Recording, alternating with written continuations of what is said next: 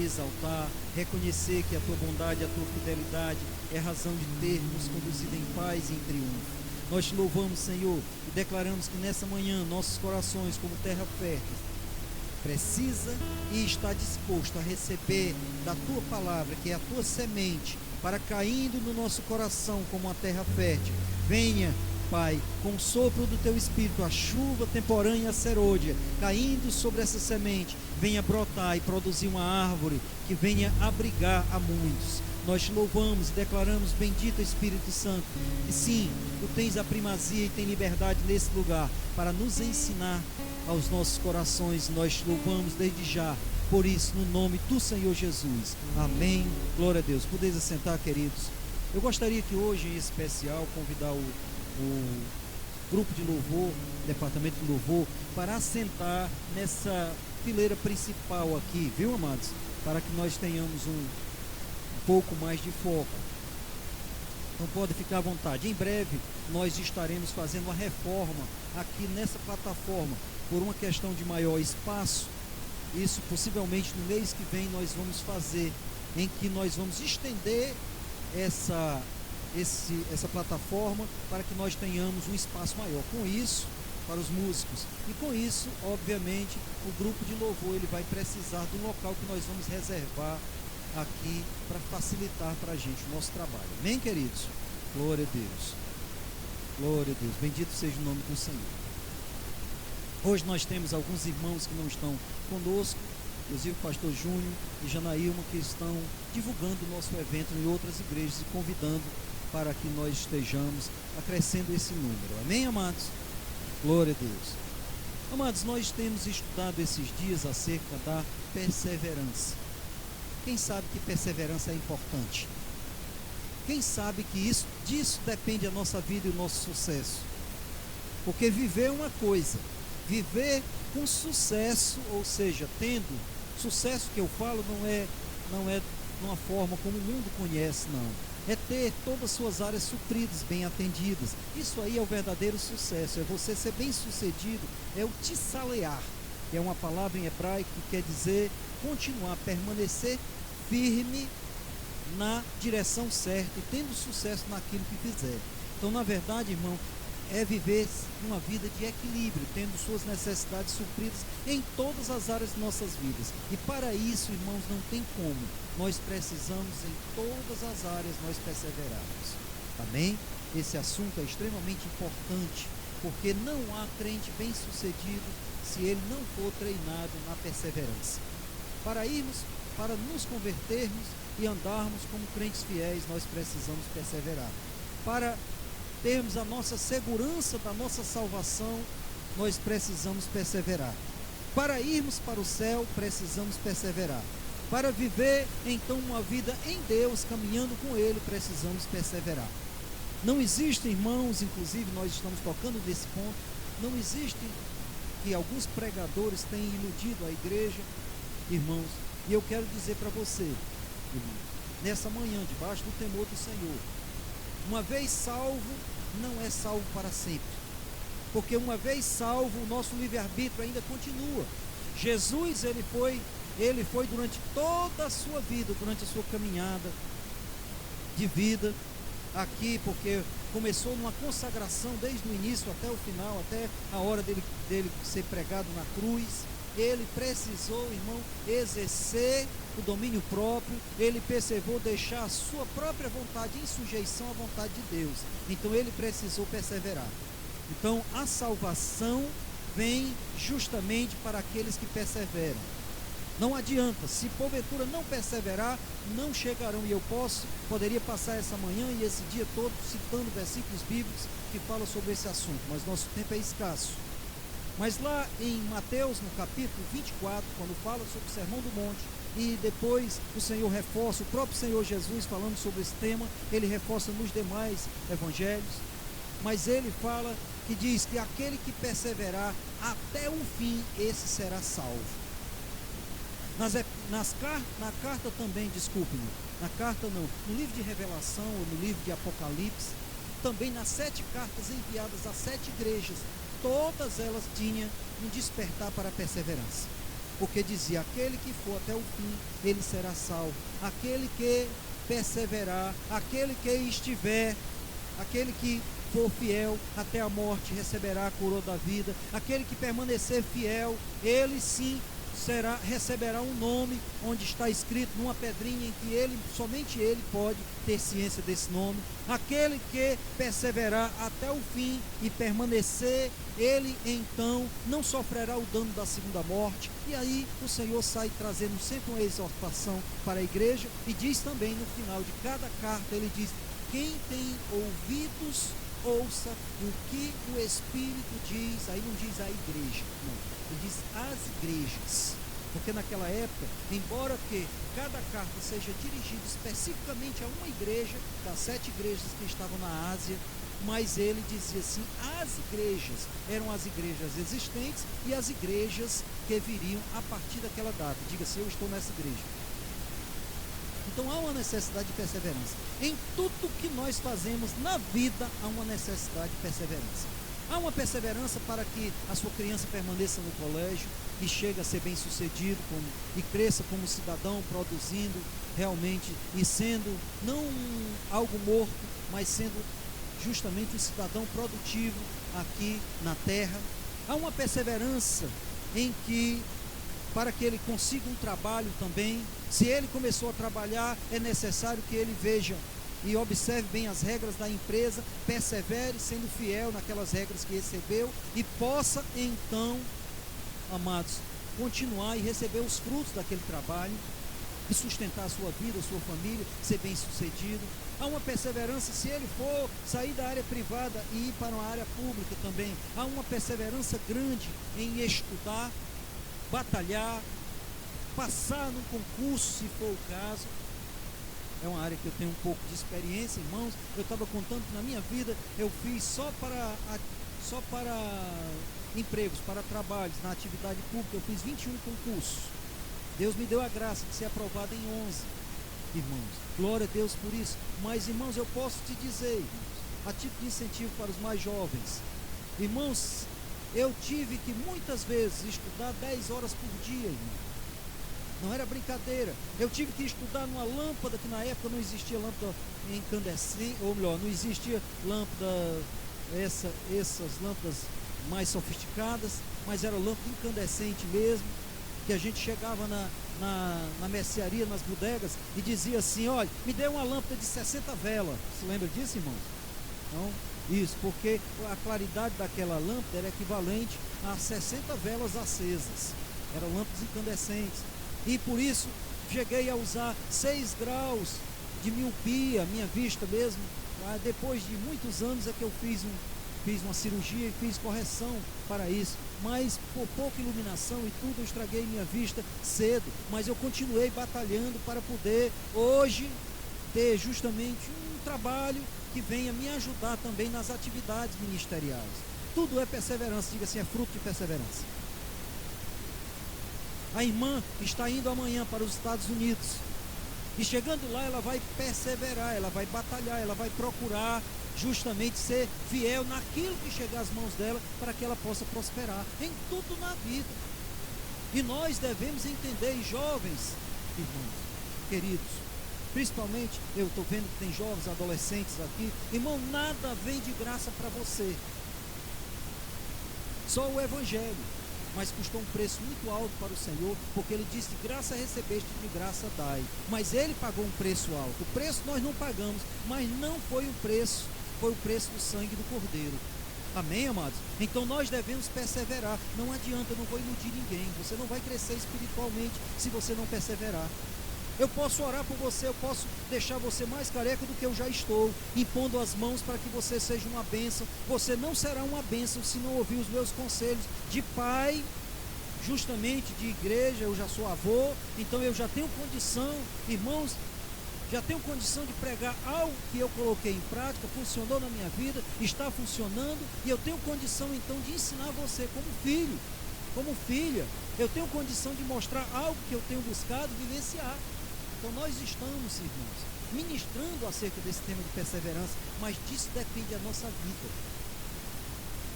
Todos, é a expectativa dos pais que os filhos que os filhos, eles venham conquistar os melhores lugares em posições de trabalho, posições realmente ministeriais, em tudo que for pender para o sucesso, nós desejamos. Mas não adianta, se não houver perseverança, não vamos receber o fruto daquela plantação. O agricultor, e eu fui isso também, ainda que por pouco tempo, irmão, bem pouco tempo, mas eu me lembro, porque no período da formação de 1 ano até os 7 anos é onde nós recebemos as maiores cargas de informação, né, na área psicológica, né, minha irmã? Você que é psicólogo, foi durante tantos anos e tal, e os demais que tem psicólogos aqui também, mas é um período onde nós recebemos uma maior carga de informação. Então eu me lembro que até os 7 anos, irmãos, coisas que eu tenho uma memória, né? Eu lembro de coisas de quando eu tinha 2 anos e meio para cá, irmão. Tem algumas coisas, né? E é interessante que a gente vai envelhecendo um pouco e as coisas mais, né, mais antigas vão ficando mais vivas, mais claras para a gente vai prestando atenção. E eu me lembro, então quando eu ia justamente capinar e plantar com meu pai, ajudando ali, começava a chuva assim de manhãzinha, e ele dizia: meu filho, pega a sua enxadinha. E eu pegava a minha enxadinha, botava no ombro, e agora nós vamos, então, ali nós vamos fazer um roçado, vamos lá. Aí nós íamos, chegávamos lá, era ele ali, metendo a enxada dele, e dizia: olha, para cada cova você joga 2 carocinhos de milho e 1 carocinho de feijão, de fava, para poder, quando o milho crescer, a fava ir se enrolando e subindo ali. Você lembra, né, minha irmã? Disso. E pronto, e nós fazíamos isso. Aí ficava esperando, quando passava 1 semana, 2, aí dizia: meu filho, agora nós vamos voltar lá para fazer a limpa de mão. Aí ia lá, cada pezinho daquele já estava nascendo, né? Aí ia ali e pegava e tirava aquelas ervas daninhas que estavam em volta. E assim o agricultor perseverava até colher os frutos daquela plantação. Levava tempo, irmão. Hoje em dia, muitas vezes, os jovens não querem esperar nada. Quando começa a ler uma mensagem, lê o início, mas não lê, já lê, pula para o final, porque não tem paciência de ler justamente a mensagem até o final. Isso não é bom. E isso é um treinamento para as nossas vidas. Nós devemos perseverar. Tem início, meio e fim, irmão, em tudo que nós vamos fazer. Falei na aula passada, vou relembrar. Existe uma frase que está sendo muito famosa, que é justamente um lembrete, na verdade. Uma frase, inclusive, um neologismo criado, que fala justamente que não é importante termos só iniciativa, mas termos também acabativas. Que palavra feia, né? Acabativa.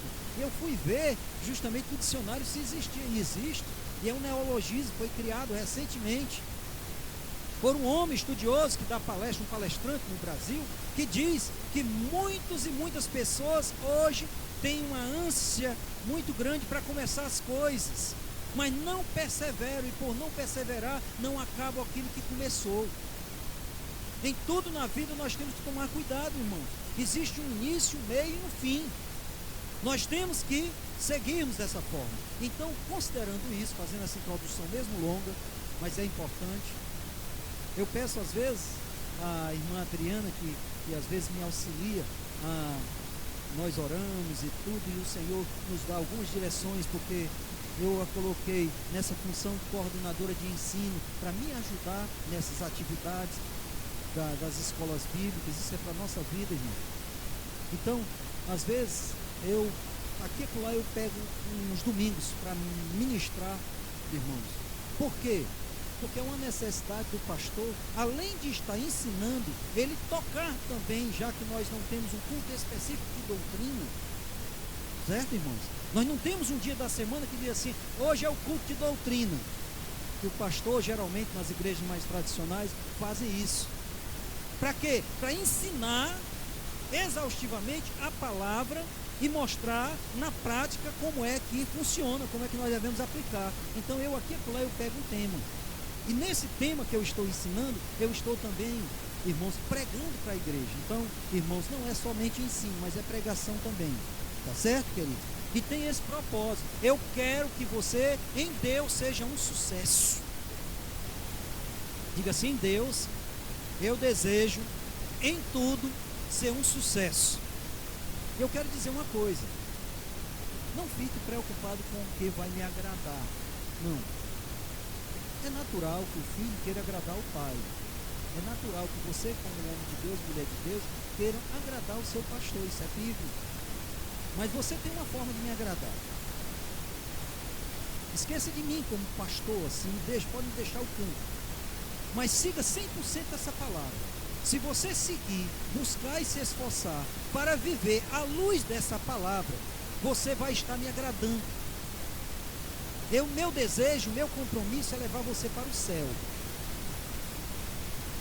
Meu compromisso, volto a dizer, diante do temor do Senhor que eu tenho, é levar você para o céu. Alguns de vocês não vão permanecer comigo. Eu estou alertando de antemão. Porque a cadência que eu vou caminhar, irmão, que vou procurar levar você no compromisso com Deus, vai lhe chamar para um compromisso que talvez você não esteja disposto a caminhar dessa forma. Mas eu prefiro que você receba da minha parte todo o conselho de Deus, a ficar com peso na consciência. Eu devia ter falado e não falei. Então, meus filhos, em nome de Jesus, você vai reproduzir o que você é. Porque as palavras convencem, mas o exemplo arrasta.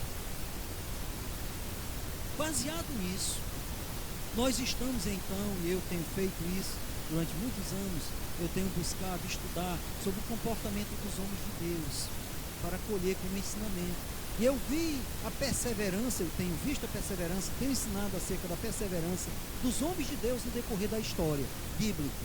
Então, irmãos, existe um capítulo, conforme eu já falei, que é o capítulo da galeria dos heróis da fé. Então, nós na aula anterior, nós começamos a observar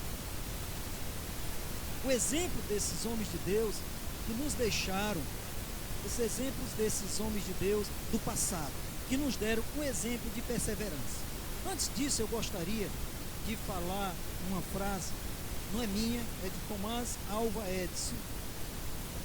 Thomas Edison foi o inventor da lâmpada elétrica, não sofisticada como essa, mas da lâmpada incandescente, tá certo? E ele, depois de fazer 1.200 tentativas para a criação da lâmpada elétrica, estou falando de 1.200 tentativas para a criação da lâmpada elétrica, ele fez a seguinte frase, disse assim: um gênio se faz com 1% de inspiração e 99% de esforço. 1% de inspiração e 99% de esforço.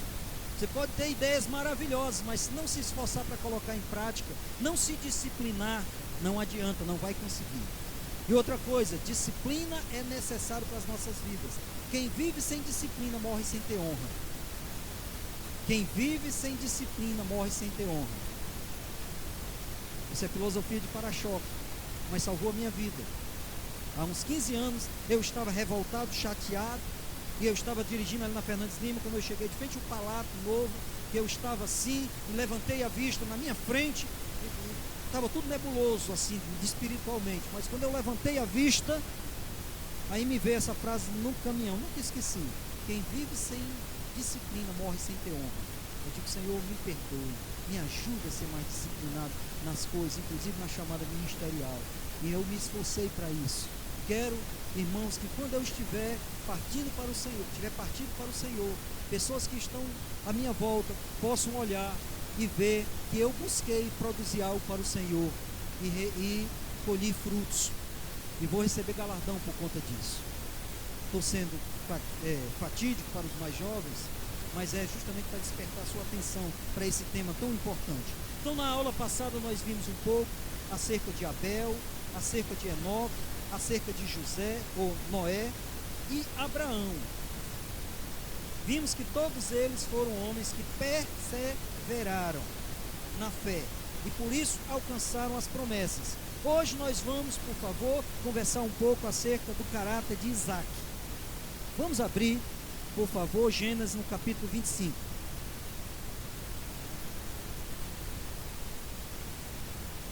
Todos esses homens estão elencados na galeria de heróis da fé em Hebreus no capítulo 11.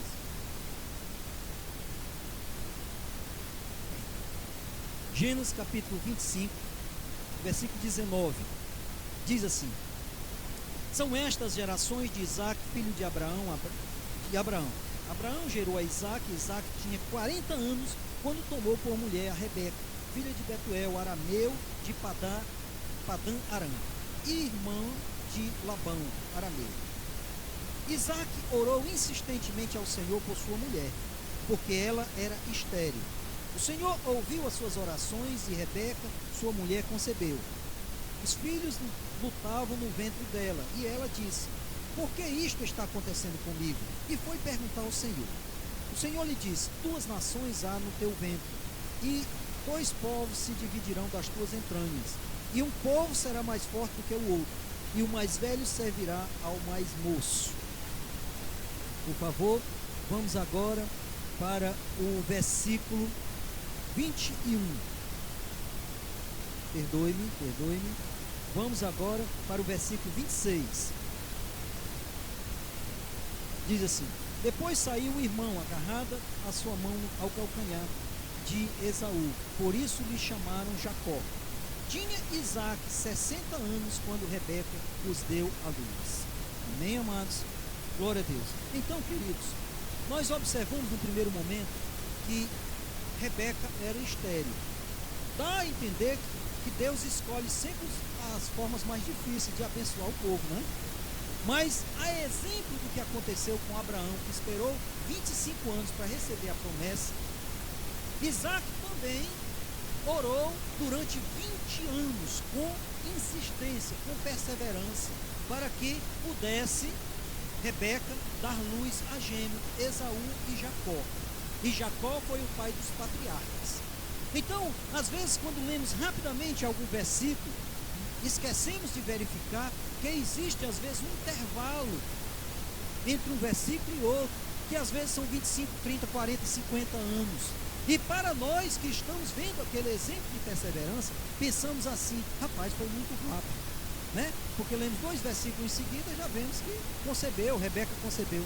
Mas esquecemos de analisar que eles tinham 40 anos, ele tinha 40 anos. E depois, quando o casal de filhos nasceram, ou seja, ele passou 20 anos orando insistentemente. Sabe o que é? De manhã, tarde e noite, ele olhar e ver que existiam promessas acerca dele, mas que eles tinham que perseverar. E às vezes nós somos tão rápidos em querer que as coisas se manifestem. Não é assim. Existe um tempo de perseverança. Hoje as coisas estão tudo na base do fast food, né, amado? É coisa fácil. Você vai às vezes, eu tenho até observado às vezes com a Ana, quando eu saio e quero algo prático, eu digo: mas onde é que tem um self-service? Nem esperar pegar justamente, né, menu ali, ficar aguardando, escolher o prato e ficar aguardando que se prepare. Pergunta: quanto tempo vai levar? O cara: 10 a 15 minutos. É muito tempo. Eu não tenho esse tempo todo não. E corre para um, né, amado? A circunstância da vida nos conduz a isso. Mas nós devemos entender que há um tempo de perseverança, que as coisas não caem como frutas maduras em cima de cada um de nós. Há um tempo de plantação para que haja uma colheita abundante. E foi o que aconteceu com Isaque. Isaque, orando por sua esposa, ele permaneceu firme durante 20 anos e nasceu o casal. Amém, amados? Vamos agora para Gênesis capítulo 26. Diga assim: Isaque é um bom exemplo de perseverança. Bem, Gênesis capítulo 26, versículo 1 diz: houve uma fome na terra, além da primeira ocorrida nos dias de Abraão. Por isso foi Isaque a Abimeleque, rei dos filisteus, em Gerar. Apareceu-lhe o Senhor e disse: não desças ao Egito, habita na terra que eu te disser. Mora nesta terra e serei contigo, e te abençoarei, pois a ti e a tua descendência darei todas estas terras, e confirmarei o juramento que fiz a Abraão teu pai. Multiplicarei a tua descendência como as estrelas do céu, e lhe darei todas estas terras, e por meio delas serão benditas todas as nações da terra. Diz, você está falando de mim. E por meio delas serão benditas todas as nações da terra, porque Abraão obedeceu a minha voz. Ou seja, Abraão, ele perseverou na obediência da minha voz, e guardou o meu mandado, ou seja, ele perseverou no meu mandado, os meus preceitos, os meus estatutos e as minhas leis. Assim habitou Isaque em Gerar. Diga-se Isaque obedeceu a Deus. Versículo 12. Semeou Isaque naquela terra e no mesmo ano recolheu 100 vezes mais, porque o Senhor o abençoava. Versículo 13. Engrandeceu-se o homem e foi se enriquecendo até que se tornou muito poderoso. Diga-se na obediência está a bênção. Quando eu tive assim, o privilégio com o pastor Antônio Pinto, tive o privilégio no ano de 2006 estarmos como presidente do capítulo da Adonep. Nós passamos um ano, não foi, pastor? Participando da equipe, nós estávamos juntos e tudo, já faz alguns anos, mas a Adonep, Associação de Homens de Negócios do Evangelho Pleno, uma bênção, uma ferramenta maravilhosa de evangelização, né? De alcançar muitas pessoas. Então, na verdade, lá, e hoje ainda nós temos, como lema, justamente, que na obediência está a bênção. Nós não afastamos da visão, porque debaixo da obediência, debaixo de uma visão, está, e se você perseverar obedecendo, você vai colher os frutos daquilo que você plantar. Então, por que eu às vezes eu sou repetitivo e é intencional e faço isso chamando vocês, irmãos, porque isso me inclui, eu não seria hipócrita. Eu fui em escolas militares, Deus me deu a graça de, quando mais jovem, participar da escola de especialista do Exército, depois da escola de material de guerra, escola de material bélico, lá no Rio de Janeiro. Fiz essas escolas, estudei ali numa pressão grande, porque naquele tempo a pressão era grande, mas nós recebíamos sempre um lema que dizia: comandante, se queres comandar, primeiro aprenda a obedecer. E dizia assim: sargento, não seja hipócrita de cobrar do soldadinho algo que você não possa fazer pelo menos 10 vezes mais bem feito. Isso nos trouxe um nível de consciência muito grande. E eu até hoje, eu não cobro de vocês algo que eu não estou disposto. Eu não cobro de você uma cruz que eu não tenho, que eu não coloque nas minhas costas primeiro e procuro dar o exemplo. Amém, amados? Então eu não quero de maneira nenhuma pregar nessa igreja hipocrisia. Tiremos todas as máscaras, quem tem alguma atividade, e pega nesse microfone. Estou falando para vocês todos, viu? Cada um de vocês, cada um, olhem para mim. Não quero ninguém com hipocrisia, de cobrar alguma coisa aqui em cima que você não tem condição de fazer. Isso é hipocrisia. Vamos tirar as máscaras, todos nós, e vamos fazer o que Deus mandou fazer, que isso está a nossa prosperidade. Por que que Isaque semeou 100 vezes, ou melhor, semeou e colheu 100 vezes mais? Porque seguiu perseverando a obediência do que Deus tinha colocado ele para fazer. O que você segue em obediência ao Senhor, Deus faz prosperar, irmão. Deus faz prosperar por isso. Mas a prosperidade muitas vezes, antes de se tornar aparente, porque muita gente quer viver numa prosperidade aparente. Compra um carro novo, digo, olha a minha prosperidade, olha isso, olha aquilo. Não estou falando que carro novo não é um aspecto da prosperidade, mas isso aí é apenas, irmão, uma pequena visão. Isso aí, prosperidade bíblica não é ter bens materiais, não. Jesus foi um homem extremamente próspero e não tinha uma casa própria. Porque quem veio passar um final de semana, 3 dias, não precisava disso, porque ele tinha muitas casas, tinha muitas coisas, que onde ele chegava as portas eram abertas. Mas tem gente pregando uma prosperidade falsa. Não estou falando de prosperidade, de riqueza material. Isso aí é um aspecto da prosperidade, e pequeno por sinal.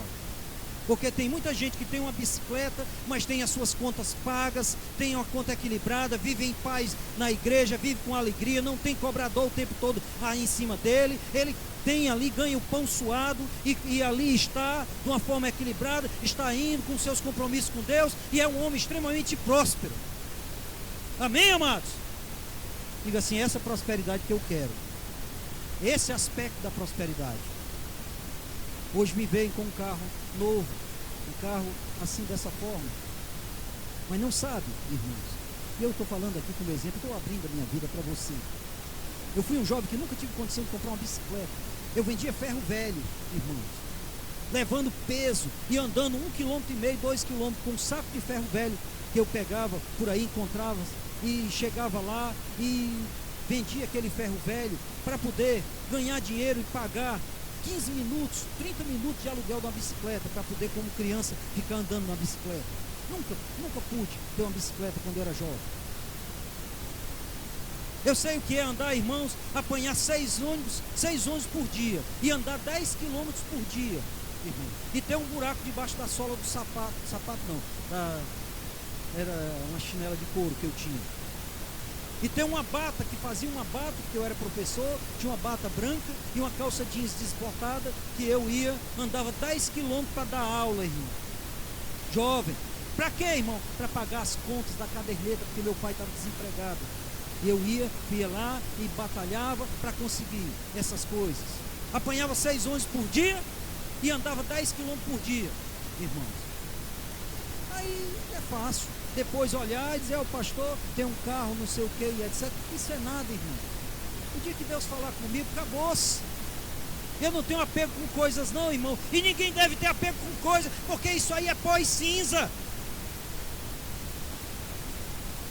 É pó e cinza. Tudo isso passa. Não devemos usar as pessoas para conseguir coisas. Devemos amar as pessoas e usar as coisas. Estou quebrando biscoito de muita gente. Isso é necessário. Eu não quero ninguém com pecado aqui, de chegar ali na frente, chegar alguém andrajoso, alguém com vestes simples e coisas simples, chegar pessoa simples e alguém abraçar, e alguém deixar de abraçar e correr para cumprimentar alguém que tem melhor aparência. Não, isso é pecado, porque a verdadeira religião é servir os órfãos e as viúvas e contaminar e guardar-se incontaminado do mundo. Está escrito em Tiago. Não é, pastores?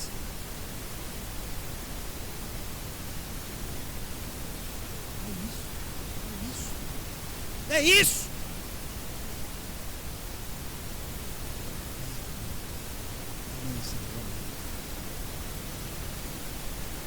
Eu quero, quando passar esse cajado, eu quero olhar para vocês e falar conforme eu falei ontem. Atos capítulo 20, frase célebre do apóstolo Paulo, inspirado pelo profeta Samuel. Ele disse no final da sua carreira, antes de se entregar aos algozes, ele disse: a ninguém cobicei prata nem ouro. Vós sois testemunho de que essas minhas próprias mãos trabalharam, provendo os meus sustentos para mim e para aqueles que seguiram comigo no ministério. O apóstolo Paulo, ele fez isso. E eu quero também, ao passar o cajado, irmãos, eu quero ter essa consciência de dizer: a ninguém cobicei prata nem ouro.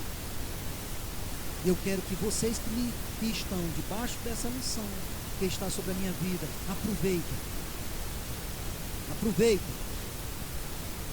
aproveite, porque eu estou me esforçando para andar de acordo com o Evangelho do Senhor Jesus Cristo. Não tenho nada que prometer para vocês, a não ser a cruz de Cristo, o Cristo crucificado, que ressuscitou em glória, mas deixou o exemplo de humildade, de singeleza do coração. Diga assim: mas Isaac perseverou. Diga: Isaac perseverou. Diga: Isaac perseverou. Diga: e colheu 100 vezes mais. É um bom exemplo, irmãos. Aleluia. Isaac é um tipo de Cristo, viu, irmãos? Cuidado. Cuidado para não censurar condutas de tipo de Cristo. Isaac é um tipo de Cristo. Ele em tudo foi semelhante a Cristo. E ele é um exemplo do Antigo Testamento. Ele foi justamente filho de Abraão e se entregou, assim como Jesus se entregou pelos nossos pecados na cruz de forma bem voluntária. Da mesma forma, Isaac também, ele deitou na hora que Abraão foi sacrificá-lo. Ele mesmo se permitiu, como homem feito, permitiu ser amarrado pelo pai e oferecido em sacrifício. Glória a Deus. Então, homens assim, obviamente, tem muito que nos ensinar. Vamos abrir, por favor, em Gênesis, no capítulo 31, e vermos um outro exemplo. Estamos estudando acerca desses personagens da Bíblia, e com certeza, irmãos, nós temos muito que aprender. Tem pregadores que não estão ministrando muito acerca do caráter desses homens, não, irmãos, mas nós devemos, irmãos, a Bíblia toda, ela deve ser ministrada, então é importante, porque tem muito a nos ensinar, amém? Bem, Jacó 31, Jacó, perdoe, é Gênesis 31, vamos ver a vida de Jacó, glória a Deus. Gênesis 31, versículos 38.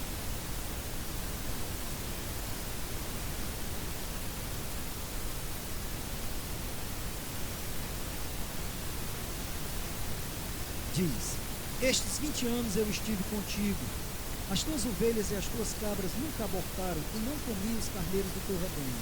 Não te trouxe eu o despedaçado, eu pagava. Das minhas mãos requerias o furtado de dia e o furtado de noite, de maneira que eu andava de dia consumido pelo calor, de noite pela geada, e o meu sono me fugia dos olhos.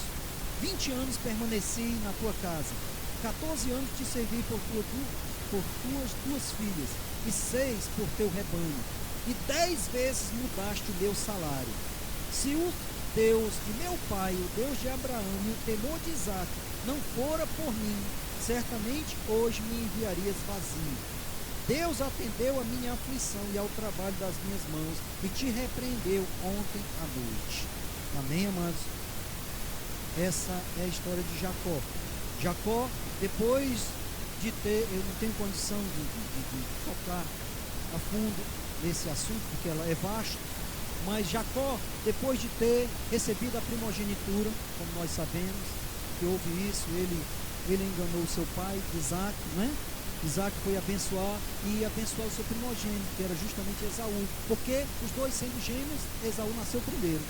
Mas Jacó, ali, a mãe dele o orientou a fazer algo que ele realmente fez e enganou o seu próprio pai. Enganando o seu pai, ele recebeu a primogenitura, e uma vez que era dada aquela bênção, quem dava aquela bênção, a autoridade que dava, no caso era o pai, ele não podia retroceder. E ele disse: uma vez que eu dei essa bênção, eu não posso, irmão, voltar atrás. E então, passou-se um tempo, e é interessante, irmãos, e tem algo que eu vou compartilhar com os amados. Eu tive fazendo um cálculo matemático, mas não foi um cálculo isolado, porque busquei estudar um pouco acerca desse assunto, e vi que, depois que aconteceu essa bênção, que ele foi abençoado, levou um tempo longo ele sendo perseguido pelo irmão, por Esaú. E quando ele saiu para estar lá na casa de Labão, que era um lugar distante, ele já era um homem maduro e tinha já de idade. E ele foi então, mas chegando ali, ele trabalhou muito tempo, trabalhou 20 anos. 7 anos ele trabalhou por Raquel. No dia que foi receber a esposa, aí o Labão o enganou e disse assim: aqui não é o costume da terra, aqui não se casa a mais nova deixando a mais velha. Então ele foi enganado, assim como ele enganou o pai dele, ele também foi enganado. Trabalhou 7 anos e recebeu Léa, ou Lia, recebeu como esposa. Ele foi e disse: mas agora tu fazes o seguinte, cumpre a semana desta, e depois tu trabalharás mais 7 anos pela outra. E ele foi e trabalhou mais 7 anos, 7 com 7, 14. Depois, quando ele disse: agora meu tempo terminou, me despede as minhas mulheres, meus filhos, e eu vou embora, vou voltar para Canaã. E ele disse: não, eu tenho visto que tu tens sido abençoado, tudo que você faz dá certo, meu rebanho tem crescido, tem prosperado nas tuas mãos. Agora vamos fazer uma coisa, não trabalhe de graça agora, já que pagou minhas 2 filhas, trabalhe então. Aí ele trabalhou 6 anos a mais, e Deus o fez prosperar muito. E agora chegou nesse momento em que ele, confrontando Labão, ele disse: olha, eu trabalhei durante 20 anos ao teu serviço. Durante esses 20 anos 10 vezes mudaste o meu salário. Eu passei por uma situação difícil, 20 anos eu estava no sol, sendo consumido pelo sol, e à noite sendo consumido pelo frio. Mas eu fiquei ali permanentemente, teu rebanho, eu nada tomei teu, e Deus me fez prosperar, porque Ele viu que durante esses 10 anos, e 20 anos, tu mudaste 10 vezes o meu salário, Deus me fez prosperar. Diga assim, Ele perseverou. Diga, Ele perseverou. E ele saiu então muito rico, irmão, dali. E é interessante qual a importância desse personagem. Metade do livro de Gênesis, ou seja, Gênesis tem 50 capítulos. Do capítulo 25 até o capítulo 50, todos eles tocou no nome de Jacó.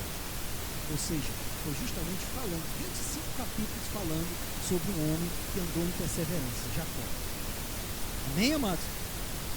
Então, irmãos, é um exemplo para nós seguirmos de perseverança? É ou não é, irmãos? Aleluia.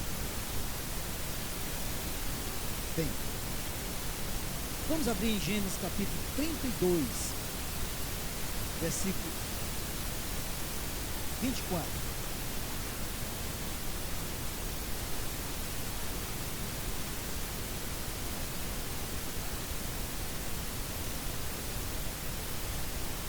Perdoe-me.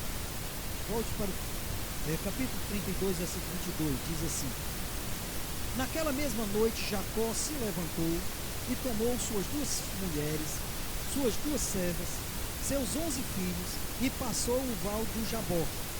Tomou-se e fê-los passar o ribeiro, e fez passar tudo o que tinha. Jacó, porém, ficou só e lutou com ele, um homem, até o romper do dia. Quando o homem viu que ele não prevalecia contra ele, tocou-lhe a juntura da coxa, e se deslocou a juntura da coxa de Jacó, enquanto lutava com ele. Então o homem disse: Deixa-me ir, pois já rompeu o dia. Porém Jacó respondeu: Não te deixarei ir, se não me abençoares. Perguntou-lhe o homem: Qual o teu nome? E Jacó respondeu: Jacó. Então o homem disse: Não te chamarás mais Jacó, mas Israel, porque lutaste com Deus e com os homens e prevaleceste. Amém, amados? Jacó quer dizer aquele que agarra pelo calcanhar, ou aquele que segura pelo calcanhar. Pode ser também um suplantador, aquele que tenta puxar o outro para trás, aquele que é enganador, aquele que busca ludibriar. Mas o correto do hebraico é justamente aquele que segura pelo calcanhar, porque ele, quando foi nascer, até nisso, a mãozinha dele ficou agarrada no calcanhar do irmão, ou seja, eu estou puxando você, estou indo puxando. Então, na verdade, aí mostra também o exemplo de perseverança dele quando lutou com Deus. Jacó já era bem maduro mesmo. Então ele já estava um senhor de idade. Muitos estudos mostram, eu estive calculando isso, que mostra que ele tinha em média 91 anos, quando ele lutou com Deus. E é fácil isso se nós formos mais à frente, mas eu não vou entrar nesse detalhe. Quando puxa é um dado bem fácil de calcular, é quando Jacó ele foi abençoar, apresentou-se a José do Egito, na hora que ele foi abençoar Faraó. Ele tinha 130 anos. E, paralelo a isso, naquele momento, José tinha 39 anos. É só fazer o cálculo. E vamos encontrar aproximadamente a idade de Jacó. Então, na verdade, ele já era um homem bem maduro. Não vou tocar nesse ponto agora, na numerologia bíblica, porque, irmão, nada é por acaso. Existe, na verdade, na teologia uma matéria que é numerologia bíblica, que a gente estuda os números, né, irmão? Estuda acerca de tudo, há um paralelo em tudo, em todas as coisas. A Bíblia, até uma vírgula na Bíblia tem um significado tremendo. Então, tem tudo um porquê. E é por isso que a Bíblia é um livro tão maravilhoso que possamos passar a vida toda estudando e às vezes descobrimos que não sabemos quase nada. Porque é uma fonte inesgotável de conhecimento. Chegou um momento que o apóstolo Paulo, de todo estudar a palavra, ele disse só a profundidade das riquezas, tanto de sabedoria como da ciência de Deus. Quem pode perscrutar o Senhor, não é, amado? A mente do Senhor. Então é algo tremendo, é algo maravilhoso. E Jacó lutou com Deus. E ele chegou um momento que ele, naquele instante, ele lutando com o anjo do Senhor, não era um anjo do Senhor. E a teologia mostra que isso aí é uma teofania. O que é teofania? É quando o próprio Deus, que é Espírito, conforme está escrito em João, capítulo 4, versículo 24, que diz que Deus é Espírito, não importa que seus adoradores o adorem em Espírito em verdade. Existem momentos que o próprio Deus, ele se materializa como homem, e ele tem um encontro pessoal com os homens, como é o caso também de Gênesis capítulo 18, quando ele vai conversar com Abraão acerca da destruição de Sodoma e Gomorra. Então, nesse momento, ele foi o anjo do Senhor, e é por isso que o próprio anjo, o anjo do Senhor, e é isso que o próprio anjo diz: não te chamarás mais Jacó, mas te chamarás Israel, porque lutaste com Deus e prevaleceste. Então o anjo estava dizendo: olha, eu sou o próprio Deus que lutou contigo, e tu perseveraste. Diga assim: temos que perseverar. Diga: em tudo que fazemos para o Senhor, temos que perseverar. Irmãos, é claro que quando nós nos convertemos ao Senhor, foi uma experiência, todos nós temos uma experiência pessoal, e a experiência foi tão forte, que fez com que nós colocássemos todas as outras coisas em segundo plano. E o apóstolo Paulo, ele disse isso. O apóstolo Paulo, ele disse assim: olha, pela supremacia das coisas que eu encontrei em Deus, todas as outras coisas eu coloquei como segundo plano. Eu considero, pois, como ele, algumas Bíblias dizem assim, como estorvo ou como esterco, colocando de lado. Para quê? Para que eu consiga alcançar em Deus aquilo para que fui chamado.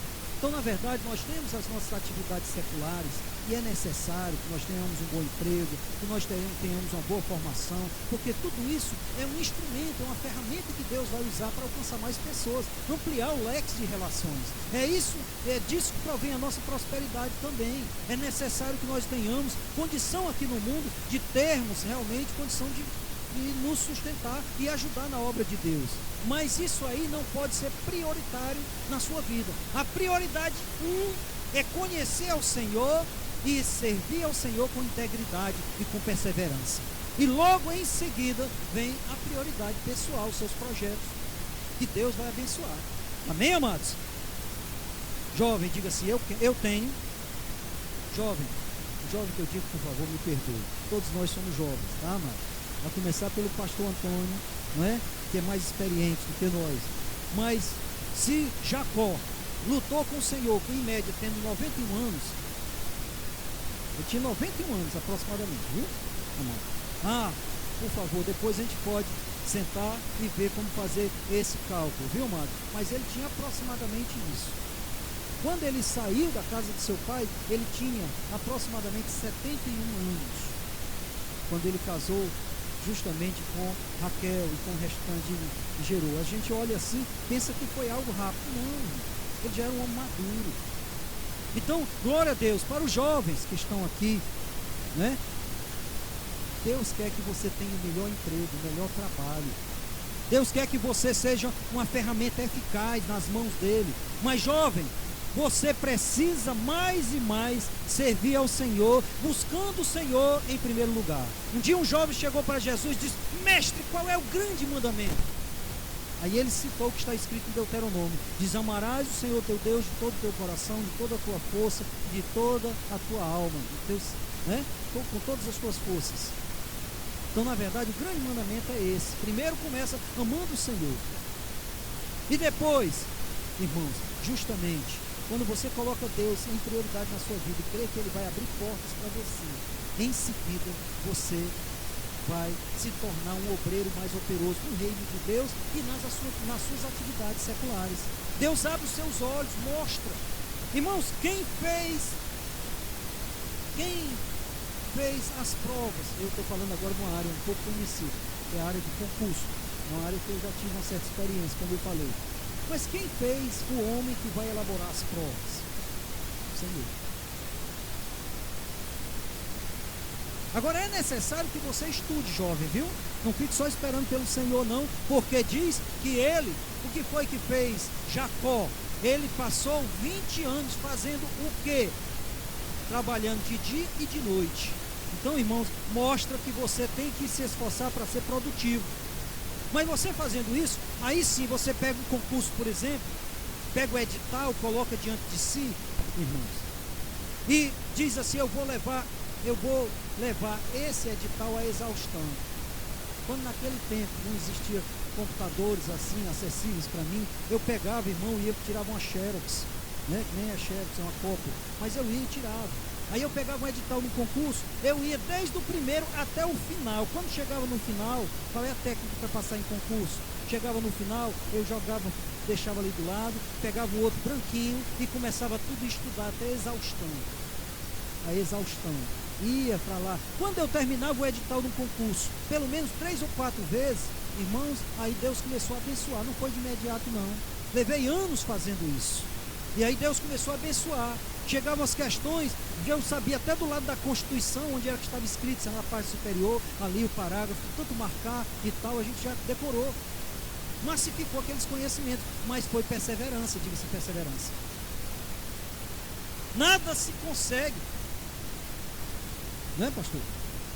Estudou um pouco para concluir medicina e ser um cirurgião e centenas e centenas ou até milhares de pessoas passaram pelas suas mãos sendo cirurgiadas. Levou um tempo ou não levou de preparo? Muitos anos, né, amado? Todos nós, irmão. Estou só citando como exemplo. Nada vem de graça, porque todas as coisas que vêm de graça, que vêm rápido, as pessoas não dão importância. O que vem de graça, irmão, as pessoas não dão importância. Seu casamento precisa de investimento, o casamento de todos nós precisa de investimento e precisa de perseverança. No seu filho precisa de perseverança. Então, na verdade, irmãos, há uma necessidade de nós nos conscientizarmos disso. E assim como Jacó perseverou e lutou com Deus e recebeu a sua bênção, nós também devemos lutar com Deus. Lutar com Deus, pastor? Sim, perseverar. Orai e vigiai. Perseverai em oração. Lutai comigo em orações. É o apóstolo Paulo falando. Pastor, hoje na Nova Aliança não precisamos combater, não? E onde é que está o combate da fé? Combatei o bom combate da fé, tomai posse da vida eterna. Ó, tu, homem de Deus, foge de todas essas coisas. Combate a boa milícia da fé. Então devemos perseverar. E para isso, nós temos que lutar dia a dia e colocar em prática essa palavra que é o esteio, é a base da nossa confiança. Amém, amados? Glória a Deus. Jacó. Diga assim, Jacó é um bom exemplo.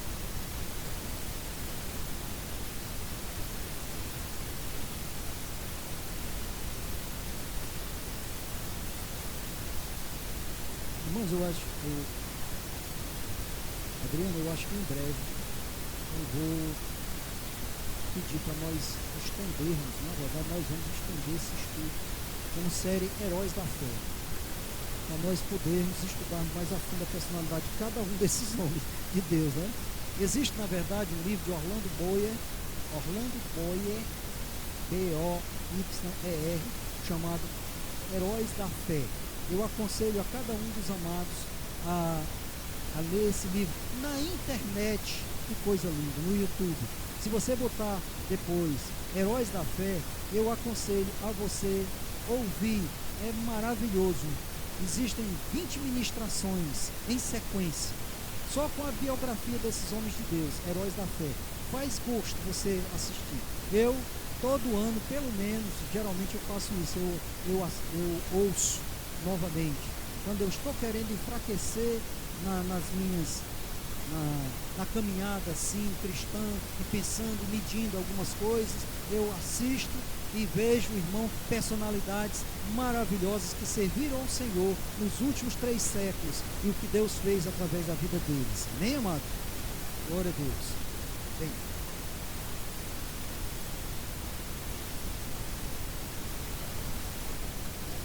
Na próxima aula, nós estudaremos um pouco mais acerca de José, Moisés, Josué e Caleb e outros. Amém, amados? Glória a Deus. Aprendemos alguma coisa hoje acerca da perseverança?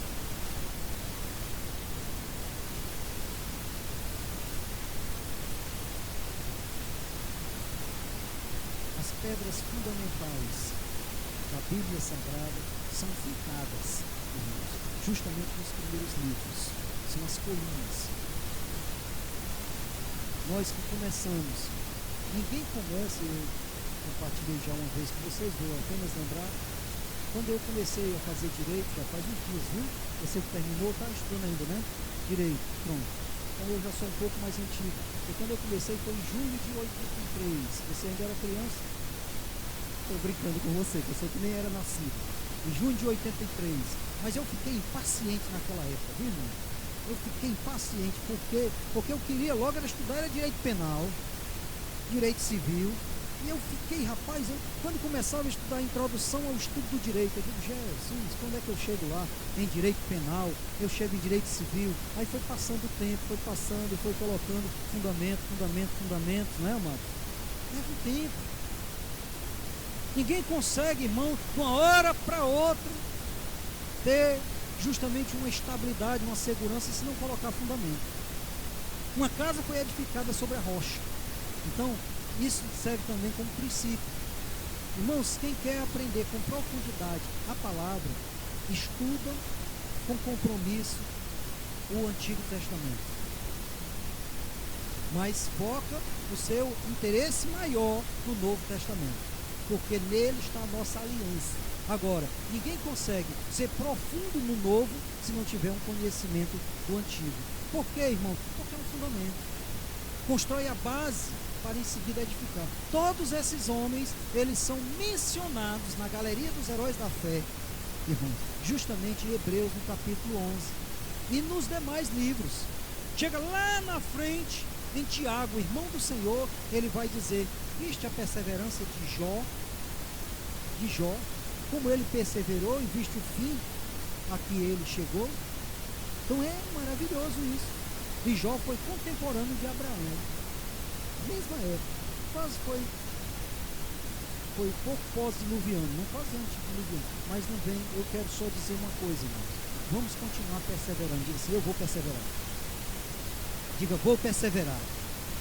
Em tudo que eu fizer, colocarei mais determinação e esforço, porque nada vem de graça, tudo tem um preço, e esse preço é o preço do compromisso com Deus, seus princípios e na minha vida secular. Amém, amados? Então vamos ficar de pé, queridos, por favor. Glória a Deus. Eu queria só alertar para os amados. Quando eu cito algumas vezes alguns exemplos de ordem pessoal, não é para glorificar o homem, viu, amado? Lá em Isaías, no capítulo 42, versículo 8, diz, eu sou o Senhor, a minha glória a outro não darei. Então, na verdade, Deus não divide a glória dele com ninguém. E no Salmo 115, ele diz assim, não a nós, mas ao teu nome dai glória, por causa do teu amor e da tua fidelidade. Amém? Pai querido, nessa manhã nós queremos glorificar o teu nome, queremos te entregar toda a honra, toda a glória. Pai, obrigado, Pai, por esses ensinamentos, Pai, por esse despertar, essas informações que chegaram às nossas mentes, Pai, inspiradas por Ti. Pai, em nome de Jesus, nos ajuda, Senhor, nos ajuda a perseverarmos, para que nós possamos termos a plena certeza, Senhor, a plena certeza de obtermos essa meta, que é estarmos, Senhor, fazendo a Tua vontade e bem suprido por Ti. Pai, aqui está a Tua igreja, povo bendito, povo lavado e comprado pelo Teu sangue, povo que tem o Teu Espírito, porque a Tua palavra diz que aquele que é de Deus ouve a palavra de Deus. E eles vieram, e nós estamos aqui, Pai, e declaramos que o Teu Espírito Santo, esse sim, tem voz e liberdade nesse lugar. Somente Ele tem a primazia, e cremos, Senhor, que o Teu Espírito nos inspirou a falarmos, Pai, a nossa porção, assim como Tu, naquele deserto, Ele dava um manar diário, Ele também está dando um manar diário à igreja, e nós queremos Te louvar pelo fortalecimento desse povo. Pai, nos ajuda, Senhor, a vivermos, Senhor, firmes nessas palavras, nesses fundamentos, para que Tu possas, Senhor, nós possamos glorificar a Ti através de nossas vidas. E nós Te louvamos, Pai. Te damos graças por isso, pela Tua força, pela Tua graça, sobre nós, sobre a nossa família. Nós, Senhor, como chefes de famílias, Pai, como pais e mães, nós queremos nessa manhã consagrar, Pai, a Ti, a nossa família, a nossa força, nossos esforços, para que Tu venha, Senhor, ter a primazia, para que nós possamos falar com segurança, assim como falou Josué: eu e a minha casa serviremos ao Senhor. Diga assim: eu e a minha casa servimos e serviremos ao Senhor, em nome de Jesus. Amém. Glória a Deus. Poder sentar, queridos, por favor.